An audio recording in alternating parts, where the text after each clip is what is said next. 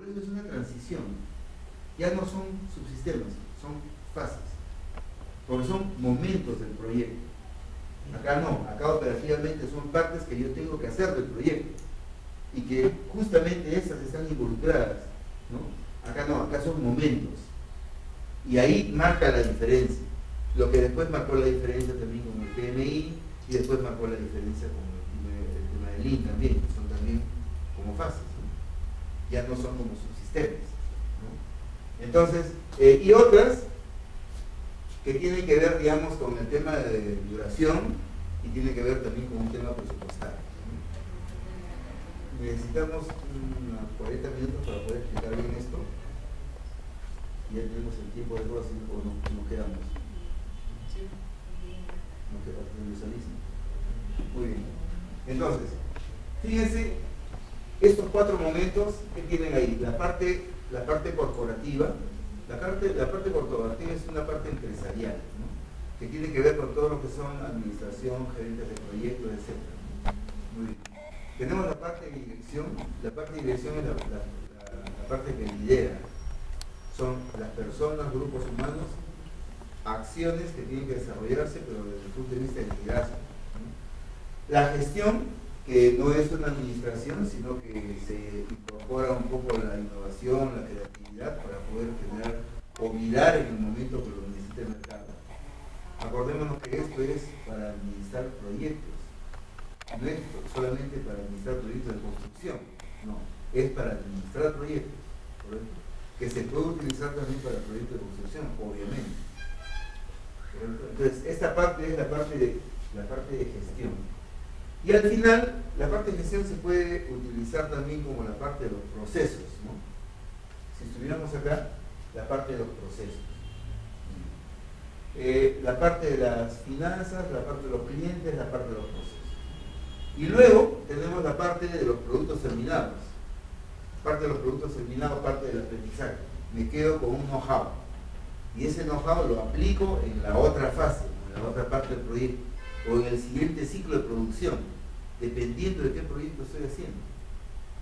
O en el siguiente subsistema, dependiendo de qué proyecto estoy haciendo, ¿no? Esto administra fundamentalmente proyectos. Ahora, en cada una de las partes suceden cosas relevantes, ¿no? Porque, por ejemplo, vemos que hay cosas paralelas, vemos que hay cosas que van así paralelas, que van identificando el proceso productivo, lo van identificando. Y nosotros podríamos hacer el reemplazo del proceso de producción por los procesos de construcción. Lo cierto es que esto al final, el Prince2, a diferencia del PMBOK, que no lo hace, esto desemboca en lo que después se llama la teoría del valor. El PMBOK evita eso. En un capítulo por ahí. ¿Cómo lo hace? Así.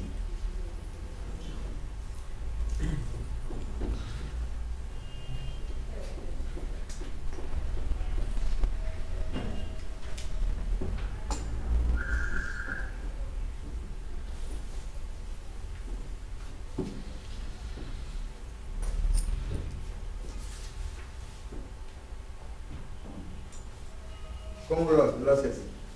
Todo el proceso de producción se supone que es un proceso. ¿Por qué es un proceso? Porque va concatenado, va de menos a más.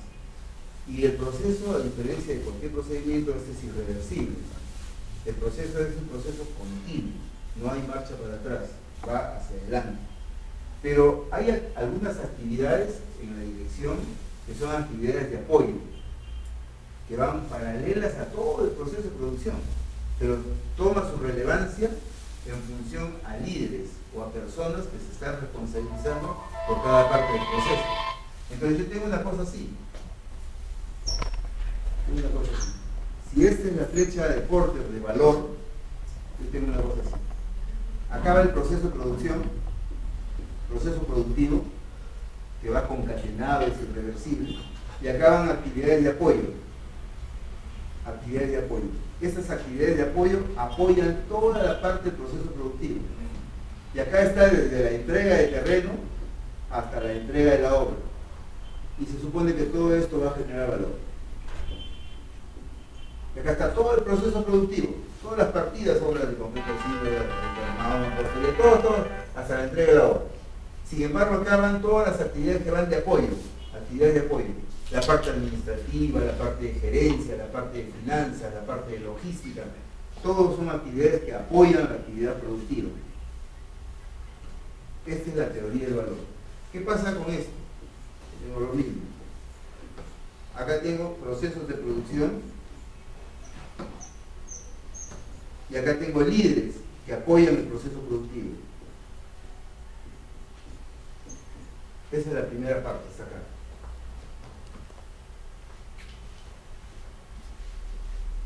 Entonces, el conocimiento, y este conocimiento fue más o menos por esa época.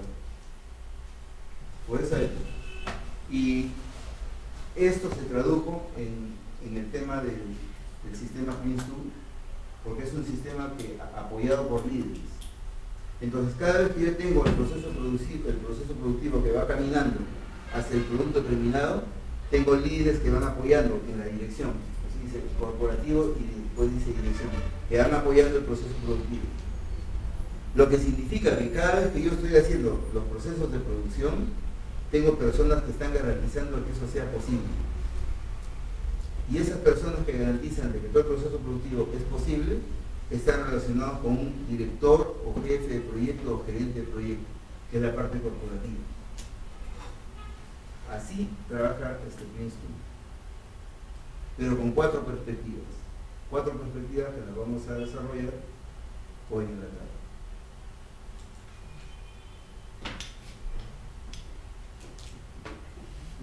¿Una pregunta hasta acá?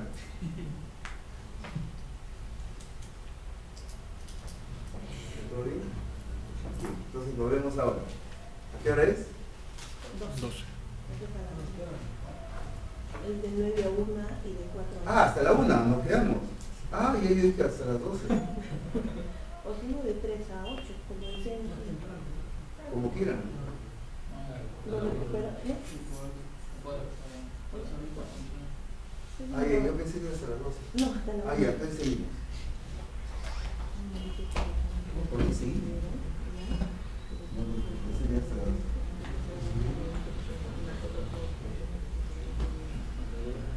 A ver, ¿alguna pregunta hasta acá? ¿Todo está bien? Vamos a ver. En la parte de acá, hemos visto algunos colores. Hemos visto algunos colores, azul, verde, naranja y rojo, ¿no es cierto? Algunos colores. Si es que hay algo que identifica a esta forma como administrar proyectos, justamente son los colores. Y es la razón por la cual en algunas obras, por ejemplo, por decir, el Bank of Boston, que es el banco que ha apoyado mucho la construcción desde el año 2007 hasta el año 2013, 2012 más o menos, si tú querías que ese banco te apoye en la construcción, tú tenías que presentarle dos proyectos que tengan relación.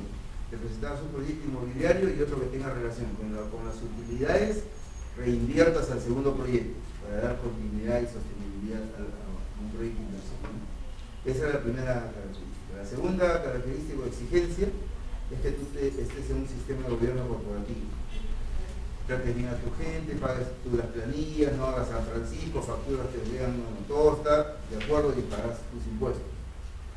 Y el tercer punto es que los proyectos sean rentables.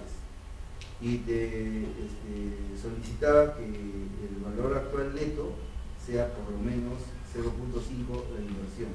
O sea, esta característica, ¿no? El BAN es igual a 0.5 la inversión inicial. Entonces, si tú tenías un proyecto por $1.000.000, tu valor actual neto tenía que ser por lo menos 500.000. Si tu inversión era $1.000.000, tu BAN tenía que ser 500.000, ¿no? Lo que en esa época los proyectos inmobiliarios sí eran factibles. Entonces, este banco te da el financiamiento integral, financiaba a tus clientes y te da una serie de cosas. Hacía también lo que se llama un se llamaba un joint venture de proveedores. Juntaba a los proveedores, financiaba a los proveedores con el propósito de que te financie la obra. O sea, el país de las maravillas. Pero tenías tú que pagar todos tus impuestos, pagarle a tu gente lo que es, y etcétera, etcétera. Pero tenía una pequeña exigencia. La administración de esos proyectos tenía que ser por este sistema de administración que es PRINCE2. Y ahí tuvieron inconvenientes porque no había mucha gente que conocía esto. Muy poca gente certificada sobre esto. Y se fomentó mediante ese banco y también varios bancos, también fue el banco, el Banco Renault, y también fue el Banco de Tokio, trajeron especialistas para que en español fomenten este tipo de administración de proyectos.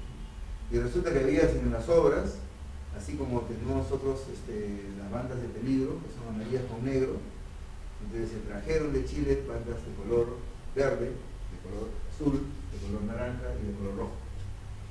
Y en cada fase del proyecto se ponían esos colores, ¿no? Entonces, la identificación o la característica de este tipo de administración de proyectos era justamente los colores.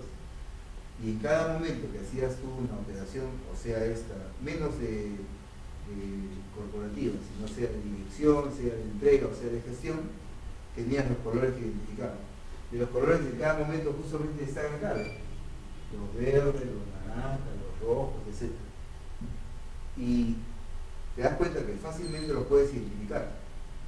Pero tú identificas bloques de procesos, pero no identificabas acciones de esos bloques de procesos, ¿no? Y las acciones de los bloques de procesos estaban sugeridas para que puedan ser aplicadas dependiendo del tipo de proyecto que tenías. Tú lo aplicas de acuerdo al tipo de proyecto.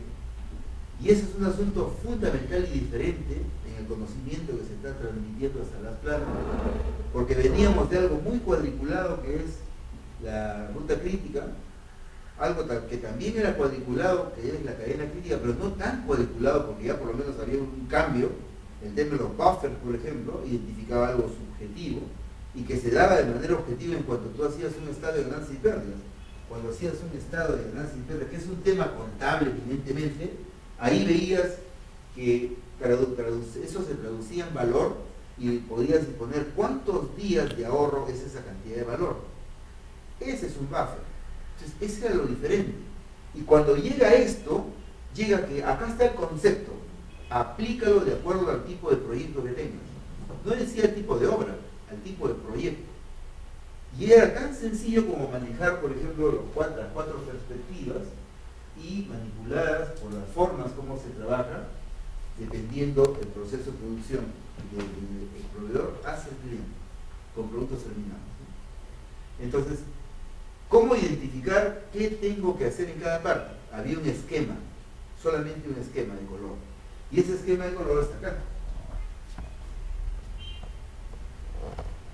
Lo que estamos viendo es cómo se ha transmitido el conocimiento, nada más, para poder entender por qué tenemos ahora un sistema líquido.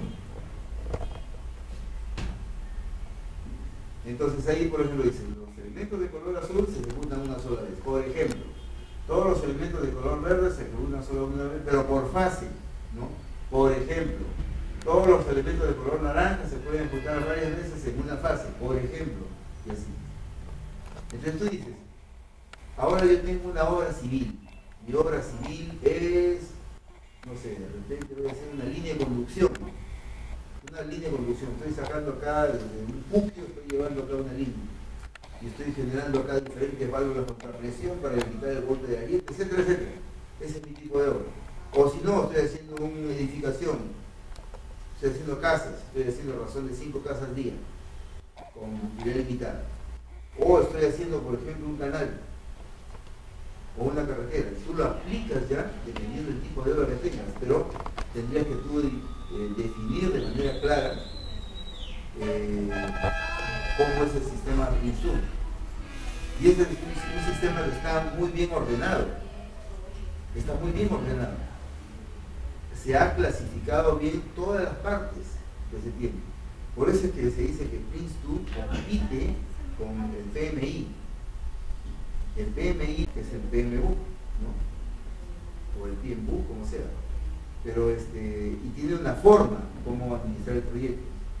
Esa forma como administrar el proyecto difiere un poco de esta forma como administrar un proyecto. Igual administra el proyecto. Ahora, con ese sistema del PMI, tú también puedes administrar una obra civil. También lo puedes hacer. Con ese sistema también puedes administrar una obra civil. Pero, ¿dónde se enriquece este sistema? Donde da las pautas, las formas, e identifica la manera como poder aplicarlo, pero no de manera nominativa a un tipo de proyecto, sino para cualquier tipo de proyecto. Lo que lo hace, digamos, mucho más versátil, ¿no? Es como, por ejemplo, yo les mencionaba a la señora Salomé Rogers, ¿por qué no su empresa, que es tan conocida, que ha recibido mucho posicionamiento en marca, etcétera, que saca un RP muy conocido que se llama S10, ¿no? Y ese RP, pucha, se vende más fuera del Perú que en el Perú. Yo decía, ¿cómo es posible que las ventas, el 90% de las ventas, sea fuera del Perú? Y el 10% de las ventas sea fuera del Perú. Sin embargo, si estamos hablando de S10 presupuestos, solamente por los presupuestos, al contrario, más del 90% se vende acá en el Perú y no fuera. Pero su RP, que es el más importante, sí se vende más, el 90% fuera del Perú. ¿Por qué sucede esto, no? Y me decía, lo que pasa es que en el tema de presupuestos, podemos orientar específicamente presupuestos para construcción civil en el Perú. En el tema del RP es abierto. Está el concepto, está el conocimiento, está la oportunidad, pero tú lo aplicas al tipo de empresa constructora o inmobiliaria o negocio de la construcción que tengas en el mundo. Tú lo aplicas, ¿no? Y eso es lo que tiene más éxito justamente. Y eso es lo que tiene esto. Tú lo aplicas. El esquema estructurado es el que funciona. Pero el esquema estructurado que funciona, que ya está funcionando, tú lo aplicas al tipo de proyecto que tengas. Sea este proyecto una obra civil, o sea cualquier tipo de proyecto, ¿no? Acá en la Universidad ONT, por ejemplo, hubieron 2 proyectos de construcción que se hicieron con ese sistema. Y salieron muy bien porque es bastante normativo. Y genera justamente mediante el liderazgo el cumplimiento de las cosas. Y acá, como estamos viendo, ¿quién se compromete? Se compromete el proveedor. Lo que antes no. Antes tú no involucrabas a ninguna persona. Estabas involucrando solamente tú y tu know-how. Nada más. Ahora no. Ahora hay un sistema de involucramiento. Se involucra el proveedor. Se involucra el cliente. Y como vamos a ver en el tiempo, se involucra la gente con Roche, porque todos los stakeholders se están involucrando ahora. Y todos los stakeholders son todos los que toman contacto con ese proyecto. La sociedad misma se involucra con ese proyecto y toma contacto con el proyecto, y hay una persona que representa a ese grupo humano y pertenece ahí a una cajuela, ¿no? Lo que acá no, acá mediante líderes, dicen, pero los líderes pueden ser líderes internos y líderes externos. Y por ejemplo, en ese proyecto que hicieron en la UNT, una parte, que es una fase de este proyecto, estaba liderado por el director de escuela de contabilidad, pues estaba haciendo su pabellón. Otra parte estaba liderado por Golmura. ¿Quién es Golmura? Era un proveedor. ¿Cómo un proveedor? ¿Qué tiene que ver ese proveedor? El proveedor le compramos y se acabó su contrato, que me abastezca bien, todo bien bacán, y se acabó, no quiero nada con él. No, se involucra el proveedor. Y cuando digo que se involucra el proveedor, pertenece al proyecto y se compromete. ¿Por qué? Porque resulta que después teníamos ahí los contratos elevados a escritura pública, donde en ese contrato el señor fulano de tal, mediante representante de la empresa fulana de tal, se compromete a, por registro público. Igual que el tiempo, igual es el hay un compromiso. Y esta parte del conocimiento, del compromiso, es tan arraigado acá, que cuando veamos las planners es un concepto que, bueno, la traducción es sistema del último planificador. Y en ese sistema del último planificador, las personas que están comprometidas a poder entrar en operación y esa semana en Luca G se comprometen por escrito. Es más, lo anotan en la pizarra, se anota. Es más, se registra, hay un registro, se registra, se está comprometiendo en hacer las cosas. ¿No es cierto? Entonces, ¿de dónde vino ese conocimiento del registro? Hay otros conceptos que se llaman auditorías, por ejemplo, ¿no? Hay una auditoría, en esa auditoría se compromete, viene desde acá, y eso que se ha hecho hace mucho tiempo, ¿no? Esos compromisos cogen desde la participación del PRINCE2. ¿Y por qué PRINCE2? Porque hubo un sistema que se llamaba PRINCE inicialmente, que se fue modificando y alguien por ahí le puso el PRINCE modificado. Y salió un PINCE, seguramente ustedes van a leer por ahí, va a ser un PINCE porque era modificado. Hasta alguien por ahí dijo, no, pero si tenemos en software versión 1, versión 2, ¿por qué no le ponemos 2? PRINCE2, ya está. O PRINCE2, y ya está. Y se quedó porque no hay una nueva versión que ha modificado esto.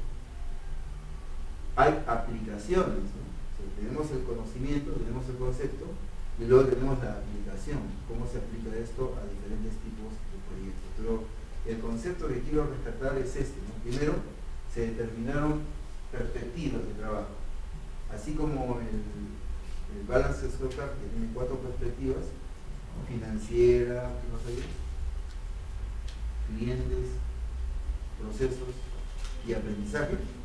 Igual acá tenemos con colores, pero cada uno de ellos pertenece a una parte, una fase del proyecto, de la administración del proyecto. Y acá se rescatan varias cosas, ¿no? Una de las cosas que se rescata es la estructura. La segunda cosa que se rescata es el liderazgo. Todo es mediante el liderazgo, líderes de personas que están participando dentro del proyecto y que se responsabilizan por eso. Y luego el compromiso de las personas para que se logren las cosas que se han planificado. Y hay una cuarta forma, que quiero verla acá, sino que no está, sino en la gráfica, que es el tema de los productos terminados, en la parte de acá. Los productos terminados. Y los productos terminados pasan por entregas de preprocesos. Entregas de preprocesos. Acá se llaman paquetes de trabajo, ¿no? Paquetes de trabajo, pero realmente son como entregas de preprocesos, ¿no? En la construcción serían entregas de preprocesos. Yo tengo acá un sistema de trabajo y para la siguiente fase yo entrego un producto en proceso. Ese producto en proceso necesita procesarse hasta que sea al final producto terminado, ¿no?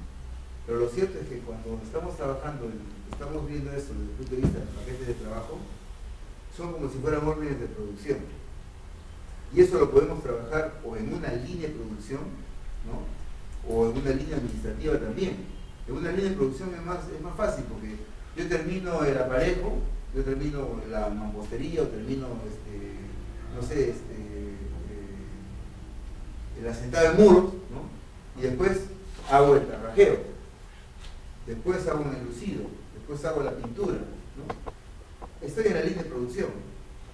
Lo hacen personas diferentes posiblemente, ¿no? Pero estoy en esa línea de producción, en esa línea de producción. Muy bien, de la parte administrativa también se puede hacer lo mismo. Y se hacen paquetes de trabajo. Yo estoy trabajando, producto de mi trabajo, le doy al señor, el señor producto de su trabajo le da al señor, el señor producto le da a la señorita y así, hasta sacar un producto terminado. Entonces, en cada eslabón de esa cadena tengo paquetes de trabajo, productos en proceso, hasta que al final hay una configuración de todo y tengo ya un producto terminado, que puede ser, no sé, de repente el expediente técnico. Ese es mi producto terminado. Después de ahí, eso va directamente al cliente, ya no tiene más ningún eslabón más, ¿no? De esa forma se trabaja en PRINCE2. Mi proyecto puede ser sacar un expediente técnico, hacer una construcción, cualquier tipo de proyecto que tenga una consecución de fin a comienzo, ¿no? Cualquier tipo de proyecto. Ahora, es posible también que con este tipo de trabajo yo pueda generar, está acá,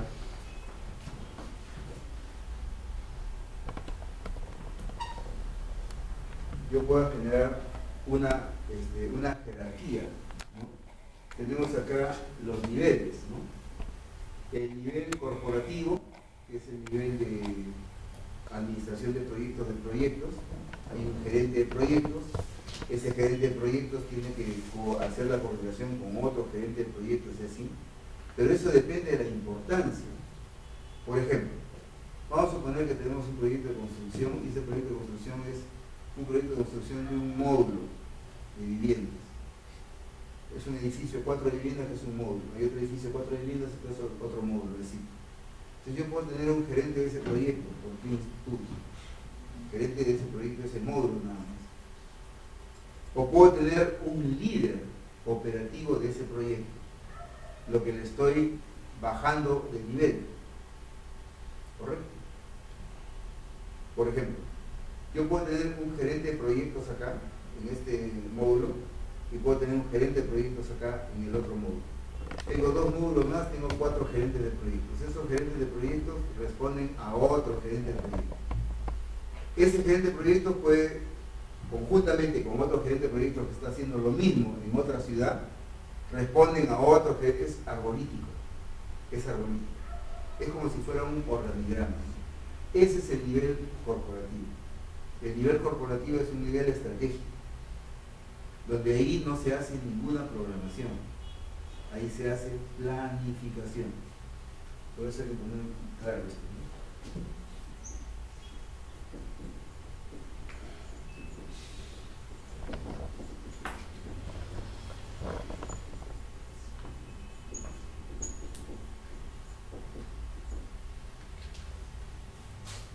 Planificación es diferente a programación.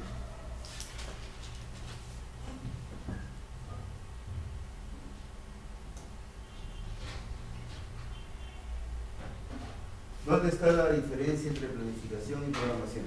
Para tenerlo claro.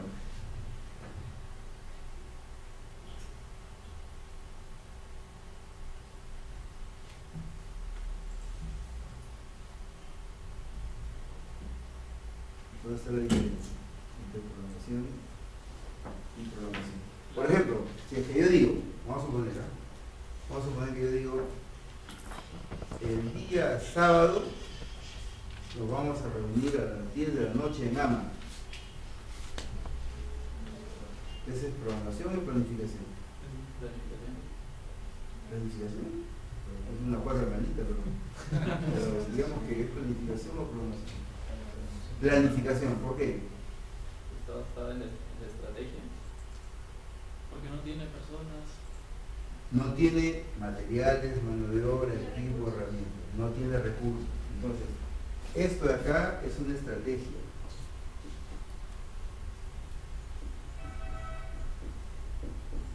Esto de acá tiene recursos. Correcto, tiene recursos. Cuando estoy haciendo la programación, estoy incorporando recursos a las acciones que voy a hacer.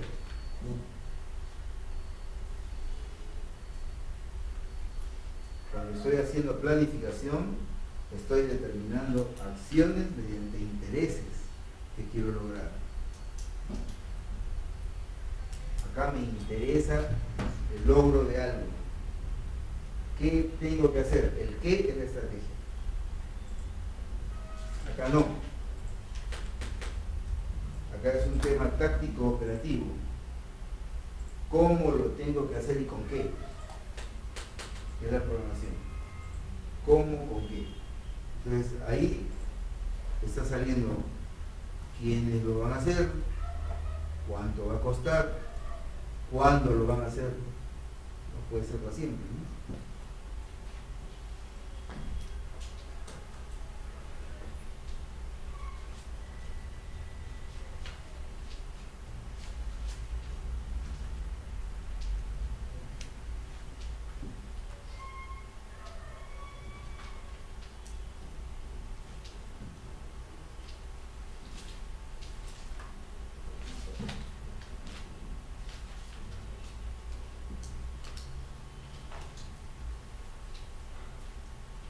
Entonces, obviamente la planificación es diferente entonces a la programación.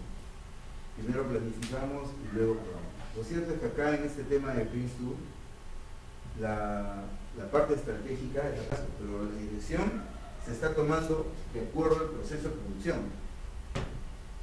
Y se nombran responsables por cada uno de las partes del proceso productivo. ¿Cómo funciona esto en construcción? Por ejemplo, voy a hacer la platea de cimentación. Vamos a hacer una edificación, que es algo fácil, ¿no? Vamos a hacer una edificación, un edificio de 10, 12, 15 pisos. Muy bien. Platea de cimentación, ¿no es cierto? Vamos haciendo esto como si fueran subsistemas.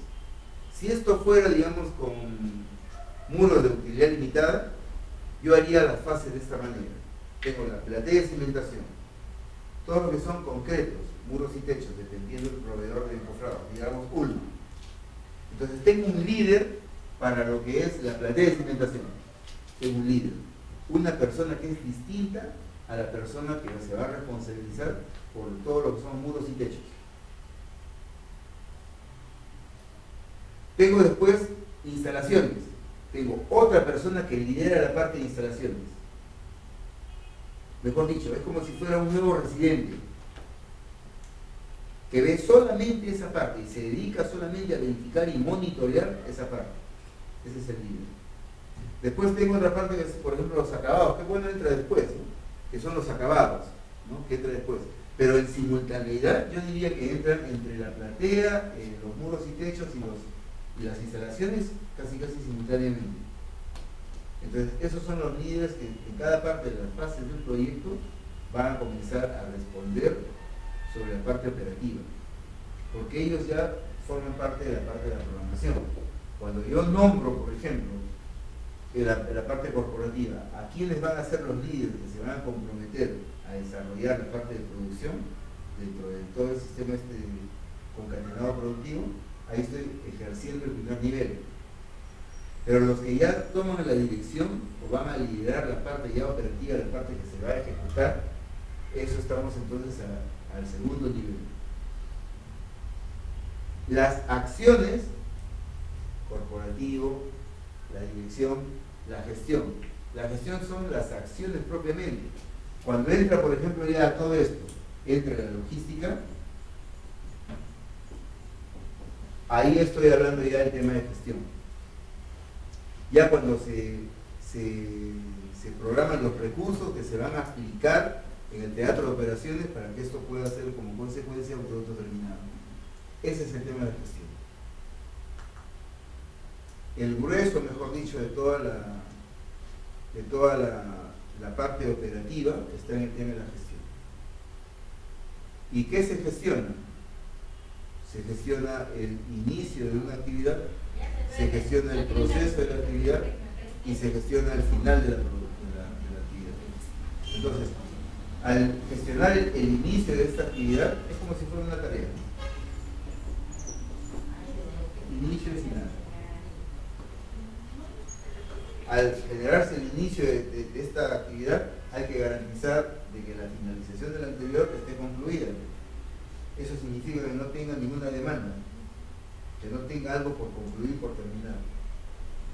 Se garantiza el proceso productivo o parte del proceso y se garantiza que la finalización esté conforme lo quiere el cliente para que pueda concatenarse a la otra parte. Eso se gestiona, ¿no? Entonces, visto de esta manera, visto de esta forma, obviamente hay poca probabilidad para que esto falle. Lo que teníamos antes era teoría de restricciones. ¿Qué había? Yo me anticipaba. Antes decía, esto podría fallar. Y nombro responsable para que ese responsable vea si el que puede fallar o no y que levante la revisión. Que él me garantice que eso se va a levantar. ¿Correcto? Aquí no.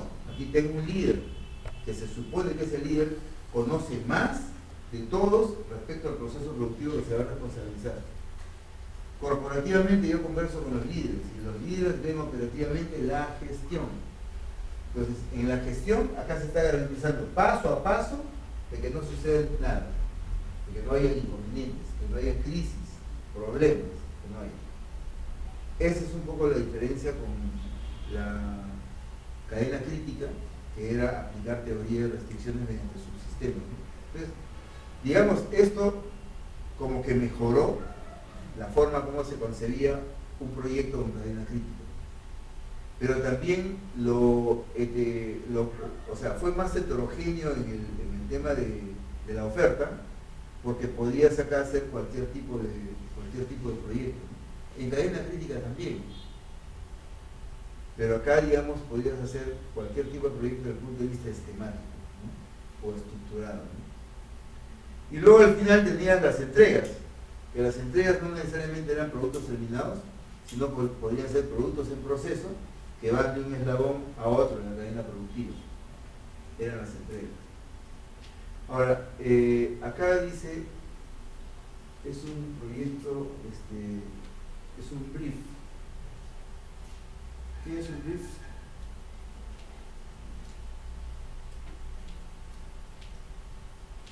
Project brief. El brief es como si fuera una presentación, ¿no? Tenemos, por ejemplo, un brochure. ¿No? Un brochure es como si fuera un CV, un currículum, pero de una empresa o de un proyecto, ¿no? Tú tienes un currículum vitae, ese es para una persona natural.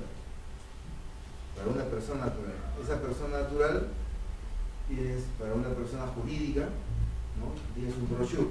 Brochure es para la persona jurídica.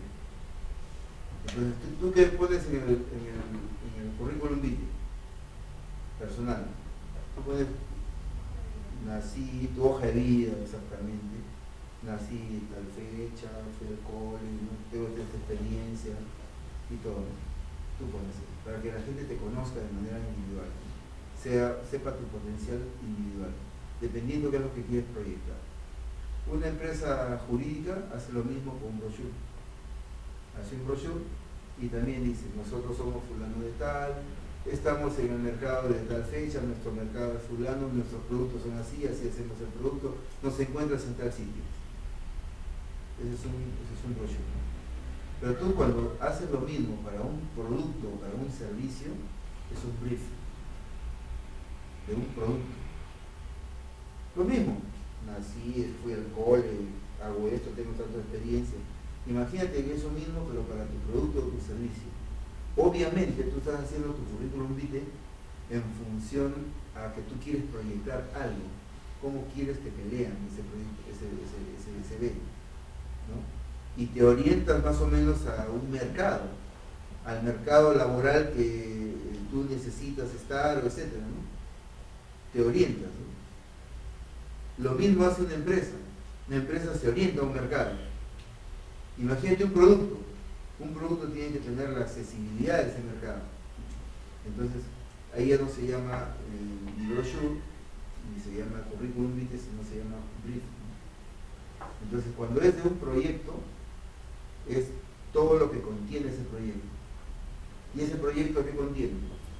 Información y contiene datos, ¿no? Hay documentos de tipo cualitativo, de tipo cuantitativo y de tipo gráfico que tiene tu proyecto. De tipo cualitativo, ¿qué puede ser? La memoria descriptiva, las especificaciones técnicas de repente, ¿no? Las cartas de un proveedor, instalaciones especiales, denominaciones de uso, etc. Uno cuantitativo, documentos cuantitativos puede ser pues el presupuesto, los costos unitarios, de repente, no sé, una pequeña programación lineal o una planificación lineal. Y hay documentos gráficos también, planos, etc. Entonces, un brief identifica eso, para qué va orientado este proyecto, va orientado para hacer tal cosa, qué necesidad cubre, necesidad. Esa parte es la parte de las entregas. Por eso es que en un proyecto administrado por NISDU, todo va documentado, pero va documentado después de. Mientras que cuando veamos el tema del PMI, también se documenta, pero ese es antes de, y ahí está la diferencia. Acá en estos sistemas son expeditivos. ¿Por qué son expeditivos? Son expeditivos porque se hacen las cosas y se registran luego. El PMI tiene un sistema diferente porque su guía hace que primero se registre y luego se haga.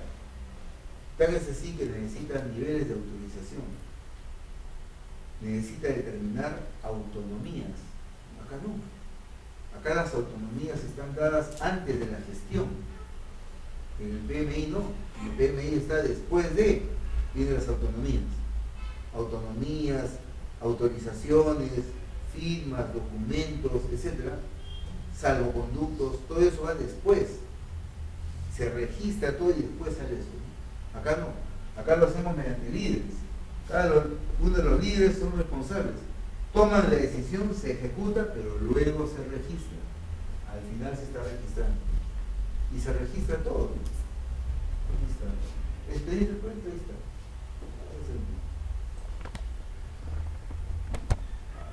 Ese es el riesgo.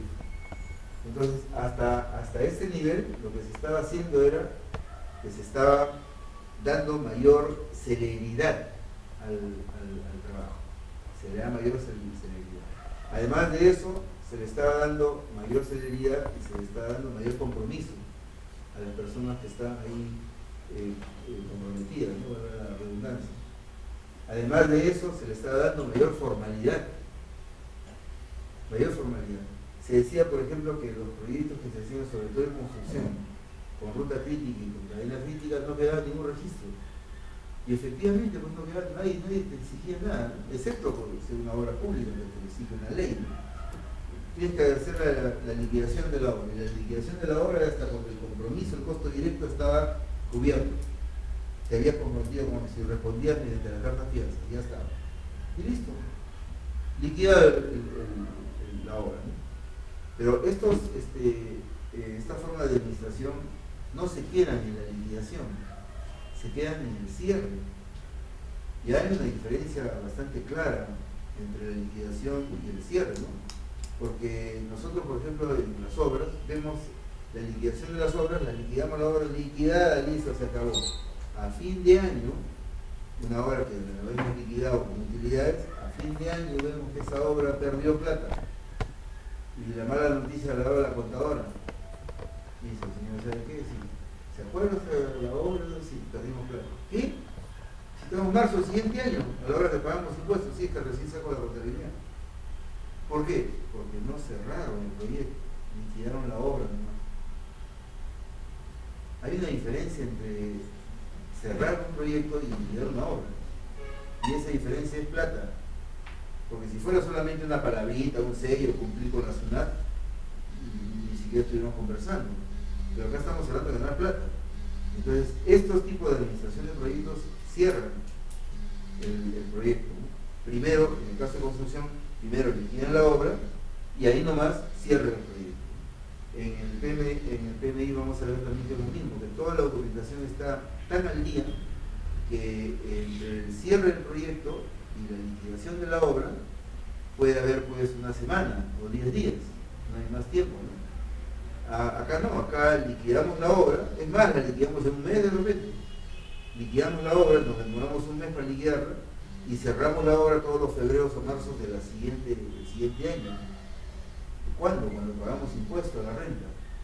Ahí y nos enteramos porque nos dice el contador o contadora. O él lo hace y nos da las verdaderas utilidades por esa obra al final, ¿no? Ahí viene la mala noticia.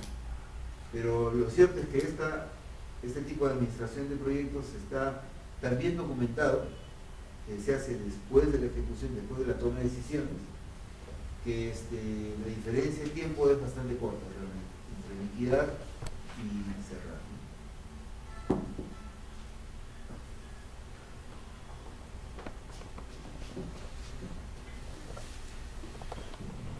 ¿Cuál es el modelo que esquematiza todo? Es un modelo que se llama modelo de procesos.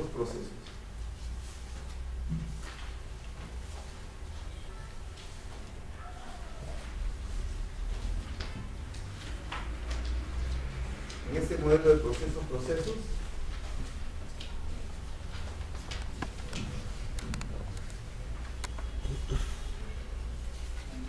tenemos desde el preproyecto hasta la fase final de entrega.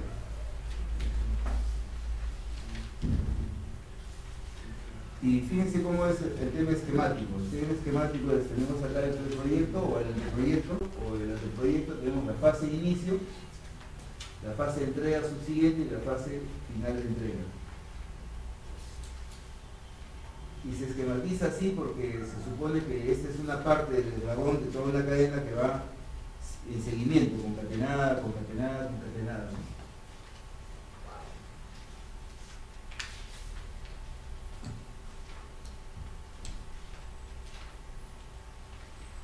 Luego tenemos la parte de liderazgo o la dirección que va en cada parte del proceso. Estos son procesos de producción. La gestión, que forma parte del know-how, donde hay controles, y la entrega, que es fundamentalmente de productos de servicios, ¿no? Entonces, esa secuencia de ingresos, procesos, salidas, tiene recursos de gestión que son sugeridos. Entonces, aquí viene la concatenación de esta forma con la forma del PMI. Porque la forma del PMI tiene recursos sugeridos, o sea, recursos de gestión sugeridos. Lo novedoso de esta parte es que te dice de qué manera tú lo puedes hacer. Y sugiere una forma de controlar esa manera, ¿no?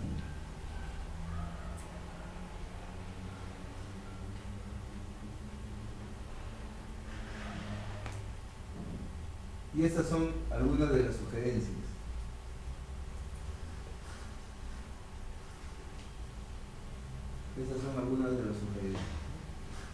Entonces, estas sugerencias de cómo lo puedes hacer es lo que se nutre de conocimiento del PRINCE2 para poder generar en el tiempo una forma específica. Tan es así que se llaman herramientas que vas a usar, ¿no? Acá son sugerencias las que tú tienes que hacer. Allá el PMBOK te dice ya de frente qué herramienta tienes que usar, como vamos a ver. ¿Alguna pregunta hasta acá? Lo que estamos haciendo entonces, estamos viendo qué elementos de juicio y conocimiento se están incrementando cada vez más. Lo de la ruta crítica ya lo habíamos visto, yo creo que quedó claro lo de la ruta crítica, ¿no? Bien, vamos a ver el tema del tiempo.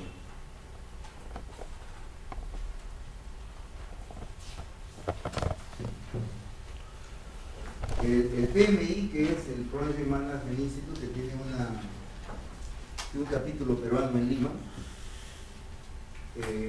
acopia, digamos, a todas las personas que administran proyectos, ¿no?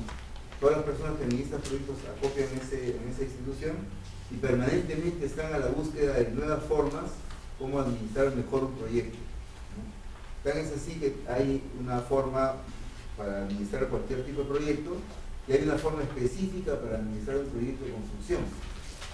Hay una extensión al PMBOK, que es la extensión para la construcción, que específicamente dice cómo hacerlo en una construcción civil, ¿no? Y esas son más o menos algunas de las razones para planificar y para no planificar, ¿no? Una de las cosas más importantes es que la gente decía, oye, pero a mí no me pagan por planificar. Yo programo la obra, pero no la planifico. ¿Para qué yo tengo que planificar? Si con programar es suficiente. Yo programo la obra, y cuando programo la obra, me tiene que abastecer por todo lo que pido, porque si no, no lo pueden poder hacer. Pues ese tipo de paradigma ha cambiado. Y ahora es una conveniencia. ¿Por qué es una conveniencia planificar la obra? Porque ahora me están pagando por producción. Ya no estoy... ¿Talento para qué? Talento para que aprendan. Y resulta que ahora lo que nosotros estamos tratando de hacer en las universidades es enseñarles a las personas a que aprendan, a que se motiven a aprender permanentemente. Es decir, para que aprendan a aprender. Porque lo que sigue de acá en el tiempo es que vamos a estar continuamente aprendiendo cosas nuevas, ¿no? Eso es lo que sigue. Entonces, eso justamente está incorporado en el PMI, que es algo que nadie lo debería tomar en cuenta. La parte subjetiva del trato de personas y de qué manera éstas nos traen valor. Mediante un esquema que sigue siendo todavía un tema imperativo, ¿no? Que el PMI lo pone de manera esquemática, ¿no? Como la administración de gestiones del conocimiento dentro de un proceso de producción.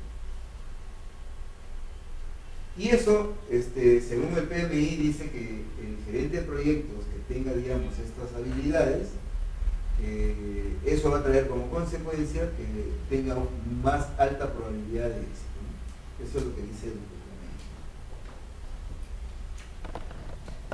PMI. El esquema de trabajo para el PMI, a diferencia de la cadena crítica, de la ruta crítica en el PIN2, tiene una consecuencia procesos que va de esa forma, ¿no? Tan es así que en el centro hay una suerte de ciclicidad en el conocimiento en lo que se refiere a la planificación y a la ejecución. Planifica y ejecuta, ¿no? ¿Por qué? Porque en el centro debe haber una programación, pero el PMBOK, que es la guía del PMI, lo que hace es sugiere qué herramientas y técnicas son las que tienen que usar. Y eso lo hace mediante seguimiento y control, ¿no? Por eso dice seguimiento y control. Ya hemos definido más o menos la diferencia entre seguimiento y control, ¿no? Más o menos esta es la secuencia de estos procesos que va en inicialización, planificación, ejecución, control y cierre. Ahí debe decir seguimiento, control y cierre. Si nosotros vemos las tasas de participación que en promedio pone el PMI, esas son las tasas de participación. 3% para inicialización, 46% para planificación, 17% para ejecución, 25% para el seguimiento y control y 9% para cierre. Suma 100%. Entonces vemos que la más alta participación está justamente en el objeto del proyecto, que es el tema de la planificación, es el objeto del proyecto, planificarlo bien, y el tema del seguimiento y control. ¿Por qué? Porque entre los dos estamos hablando de casi el 70%, un poquito más de repente. Entre los dos tenemos el 70%, que es planificación, seguimiento y control. En el tema de la ejecución, ese es el know-how. Mira, eso lo contrato y lo hacen bien. Que lo que es un poco más caro, pero me aseguro que lo hacen bien. Por eso. Y en el tema del cierre, también me contrato un equipo humano que haga la liquidación y el cierre del proyecto y se acabó. Puede ser bien.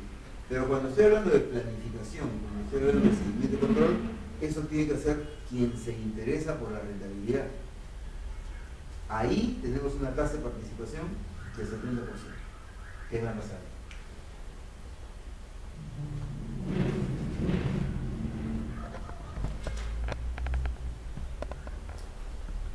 Una de las preguntas claves que se hace en la guía del PMBOK, y eso está abierto justamente hasta ahora porque eso va en revisión, cuando se inició el PMI en los Estados Unidos, se hicieron esta pregunta y otras preguntas, y en base a eso han ido modificando justamente la guía que tienen para administrar el proyecto. Pues eso toma relevancia ahora también, ¿no? Porque se están incorporando cada vez más elementos. El gerente del proyecto, el equipo del proyecto, que es diferente al líder del proyecto, el juicio de expertos, que es un método que se llama método Delphi,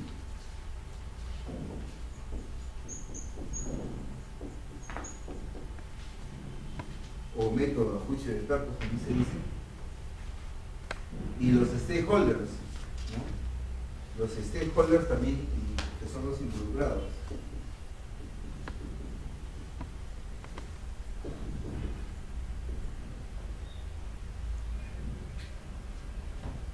Los stakeholders, que son los interesados, los involucrados, los que les toca el proyecto, también tienen que incorporarse dentro de esta plana de planificadores, ¿no?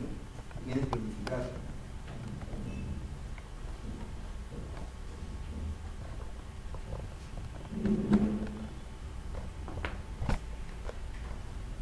Si nosotros hacemos una sumatoria de todo esto, encontramos el tema de la planificación, ¿no?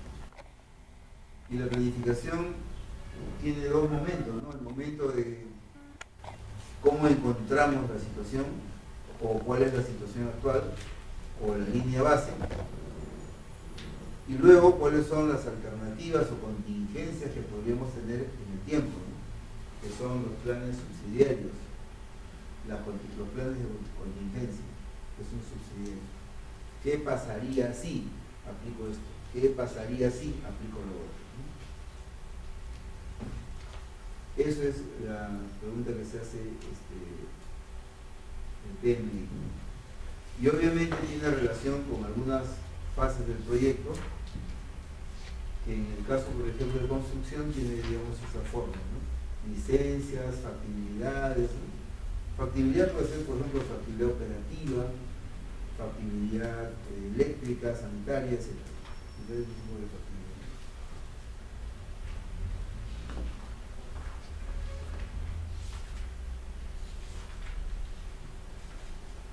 Y la guía, que se llama PMBOK,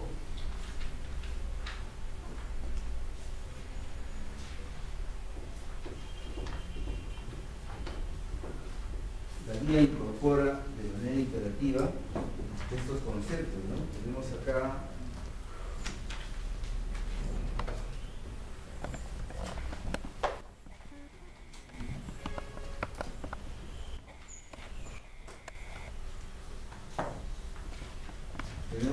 todas las gestiones de conocimiento. Acá son las gestiones.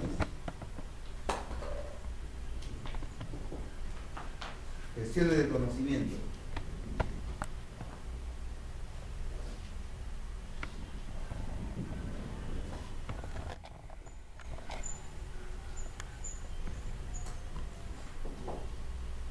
Acá tenemos todas las gestiones de conocimiento. Y acá tenemos el proceso productivo.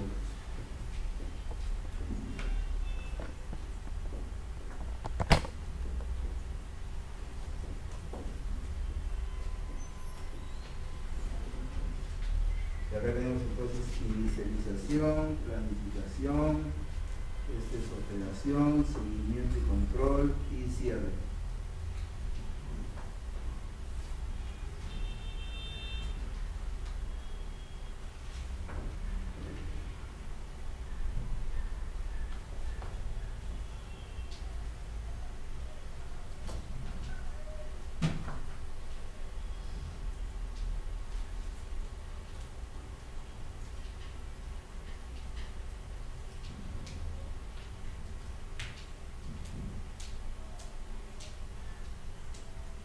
Entonces, el PMI tiene la guía del PMBOK,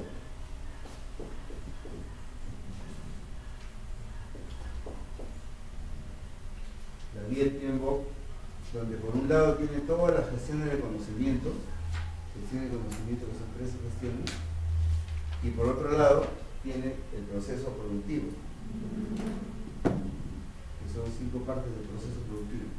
En cada celda que se intersecta, no en todas se tiene operaciones, hay operaciones que están determinadas de ingresos, procesos y salidas. Entonces tenemos gestión de la integración, gestión del tiempo, gestión del costo, de la calidad, gestión de los recursos humanos, las comunicaciones, gestión del riesgo, gestión de las procuras, etc. Diferentes tipos de gestiones.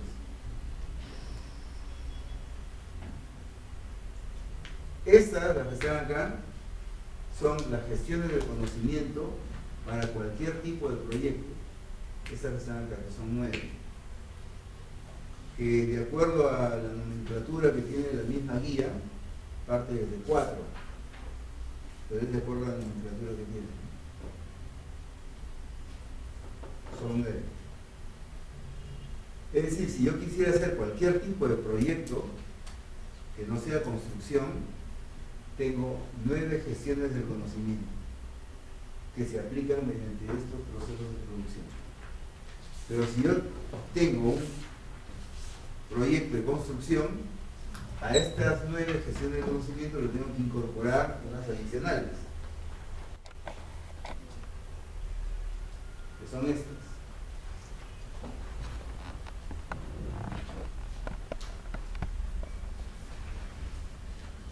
gestión de seguridad, medio ambiente, finanzas y reclamos. Gestión de los reclamos. Y obviamente, estos son algunos tipos de gestión que no se habían tomado en cuenta, ¿no? No se habían tomado en cuenta para un proyecto de construcción. Teníamos las anteriores que eran 9, pero estos 4, y con eso hacen 13, son nuevas gestiones que solamente son extensión para la construcción. Inclusive hay un PMBOK que es una extensión para la construcción, que se refiere a todo lo que es el PMBOK para la administración de proyectos, solo que en el caso de estas 4 gestiones se especifica más cómo se tiene que tratar, ¿no? Pero fundamentalmente, si yo tengo un project brief, que es la documentación que yo tengo sobre el producto o sobre el servicio, con ese project brief, yo lo que hago es administro esa información y esos datos para poder ejecutar la obra civil en función a las características de consecución de información de esta guía del tiempo. Eso es lo que hago. Entonces, saco información de ahí, de mi expediente técnico, de todo lo que tengo, incluso de registros públicos, de los vecinos, y voy llenando documentalmente ese sistema de trabajo, ¿no? Es un sistema de trabajo reticulado que se especifica, digamos, en función a la demanda de datos, que son inputs, ¿no? Una oferta de herramientas y técnicas que tengo, que el mismo PMBOK me sugiere qué herramienta y técnica usar en cada momento, y un reporte de salida, que a la vez eso se va a utilizar para un reporte de entrada posterior, ¿no? De esta forma. Acá tenemos ahora todos los esquematizados, ¿no?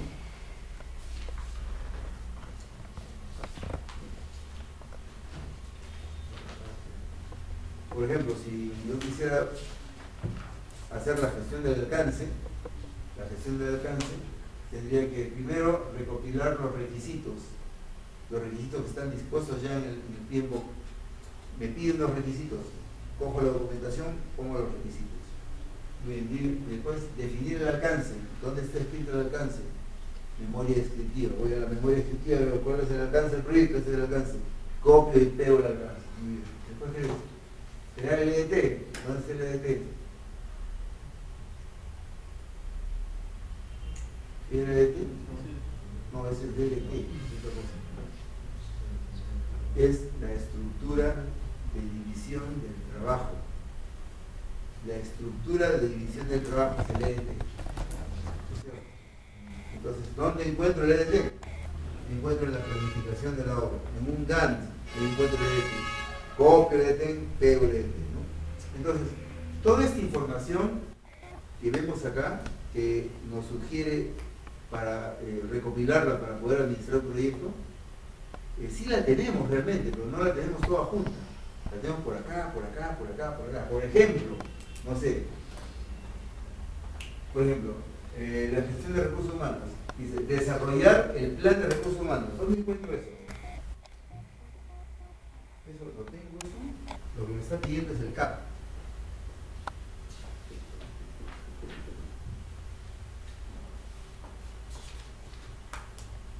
Eso es asignación de personal, cuadro de asignación de personal, eso lo tengo. Yo cuento con eso. Yo digo, ¿qué personas van a trabajar y cuándo? ¿Cuento con eso? Claro que cuento con eso. Sé día a día cuántas personas y dónde van a ir trabajando. Eso lo tengo en el Primavera, o lo tengo en el MS Project, lo tengo.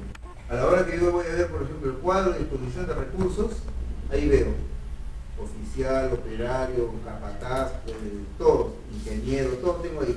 ¿Y en qué día van a trabajar cuántos? Eso es el cuadro de asignación de personal. Pongo resumen y en el resumen me salen 2 cuadritos. Uno tiene el título CAP. ¿Qué es CAP? Cuadro de asignación de personal. Ese es el que me pide acá. Ese. Y lo único que tengo que hacer es un par de clics en el MS Project y lo tengo. Y así, no sé otra cosa, pero todo lo tengo, pero no lo tengo junto. No lo tengo junto. Por ejemplo, por decirte, en la parte financiera, planificación financiera. Muy bien. ¿Dónde encuentro la planificación financiera? ¿Dónde lo encuentro?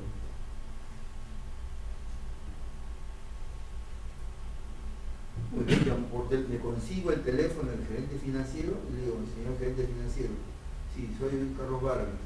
Carlos Vargas, sí, estoy acá en una obra en Mocholoque. ¿Cómo que dónde queda Mocholoque? Tipo, ni sabe dónde le digo, ¿quién es usted?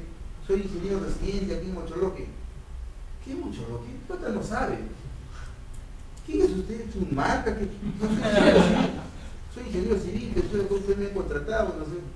No lo voy a llamar, pero lo que me están pidiendo es la planificación de finanzas. Eso me están pidiendo. Entonces, es una obra civil. Tengo que ir a mi MS Project, pongo flujo de caja y pongo resumen. Y se acabó, lo imprimo y lo pego acá. ¿Qué otra cosa? Todo lo tengo, pero no lo tengo junto. No lo tengo junto. ¿Cómo es el tema de la administración de proyectos de tiempo? El tema está que yo tenga un documento antes de, tengo un documento. Y que el documento puede ser una cosa de loco. Tengo el documento. Cuando yo empiezo la ejecución de la obra ya físicamente, primer día entrega de terreno, que el juez ahí, el juez de paz, me tomo la foto para el Face, todo rompen la botellita, todo me hacen mi cuaderno de oro, la entrega de terreno, mi acta de entrega, ya está.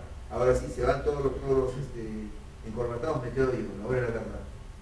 Yo tengo mi documento del tiempo, primera página, ¿qué es lo que tengo que hacer?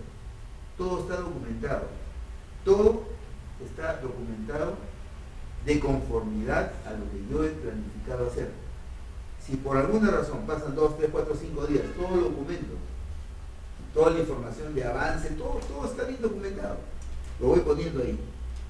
Yo salgo de esta obra, viene otro pata y comienza a ver, ¿y ahora dónde se quedaron haciendo?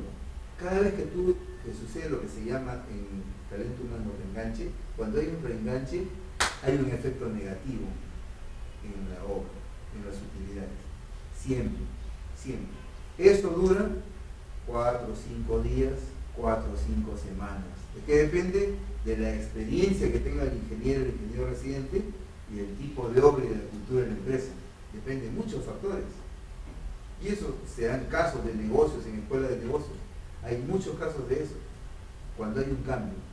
Lo que sucede es que cuando tú tienes una administración de proyectos por el tiempo, cuando cambian las personas no pasa nada. Nada de nada. ¿Por qué? Porque no puede hacer más cosas que lo que está documentado. No puede hacer más. Si no, no puede avanzar.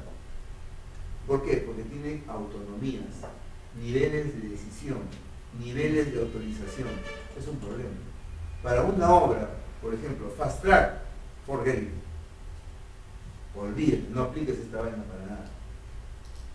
Pero cuando es una obra, por ejemplo, donde tú tienes una muy buena administración y donde tú tienes que dar cuenta de todo, esta es la voz.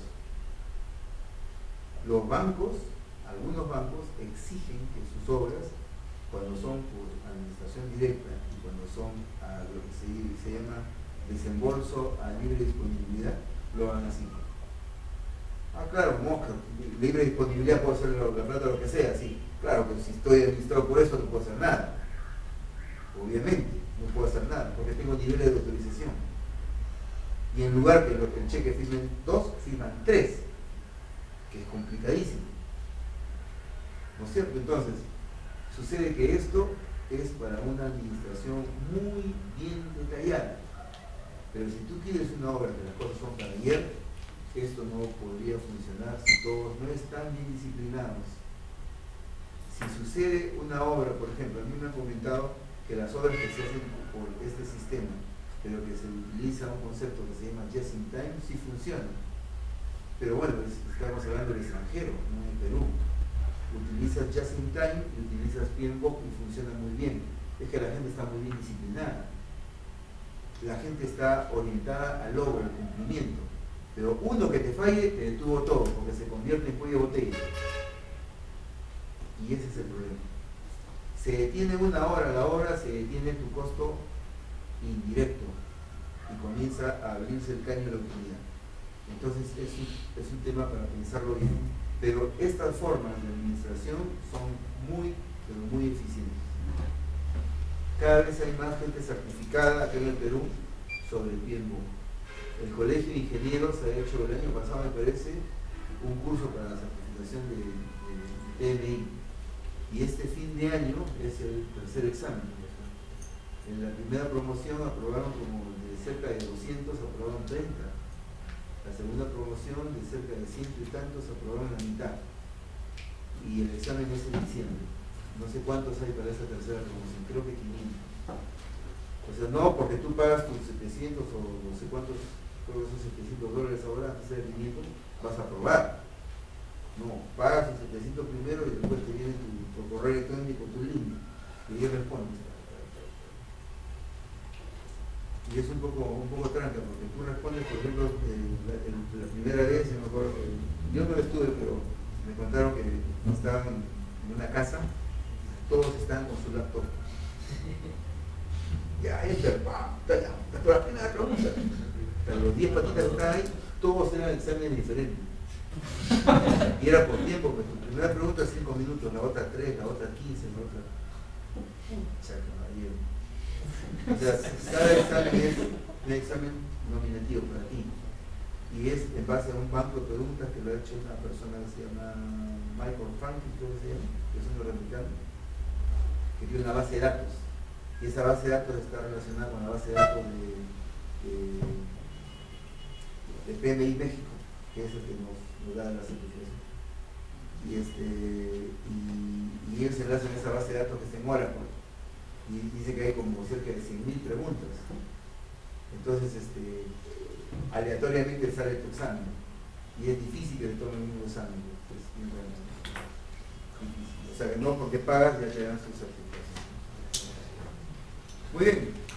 Si no hay preguntas, nos vemos más tarde.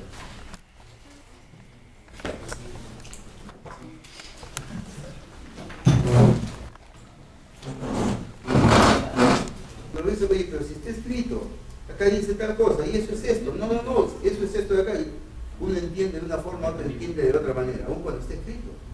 Tiene la misma expresión idiomática, pero se entiende de una forma distinta. Y eso sucede en la realidad. Estas personas que tienen experiencia lo han puesto bien claro. Me han puesto el primer problema aquí, claridad en el lenguaje. Tiene que ser claro todo. Es más, sugieren que sea redundante. O sea, tú pones una expresión y redundas ahí, lo pones con otras palabras. Y dices, oye, pero ya lo entendí. No, pero de todas maneras hay que ponerlo por si acaso. Esas cosas evitan juicios, evitan contratiempos, evitan un montón de cosas, ¿no? Claridad en el lenguaje, una primera cosa. Después, procesos de precalificación. Es decir, no emitas una opinión directa sobre algo, sino manténlo en pendiente. Y cuando todos están de acuerdo, resuelven. ¿No es cierto? Esa es la técnica que están recomendando estas personas que conocen bien de proyectos, ¿no? El otro tema es la programación. Haz una programación, ¿no? Ahí no dice haz una planificación, dice haz una programación. ¿Qué significa una programación? Ya vimos en la mañana cuál es la diferencia entre planificación y programación. Manejo de recursos. Entonces, ya, esto se va a hacer tal fecha, no solamente tal fecha, lo va a hacer tales personas en tanto tiempo y aquí está el presupuesto.